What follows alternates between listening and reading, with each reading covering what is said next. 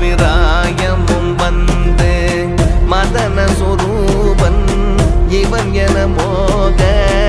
மங்கையர் கண்டு மருண்டு திரண்டு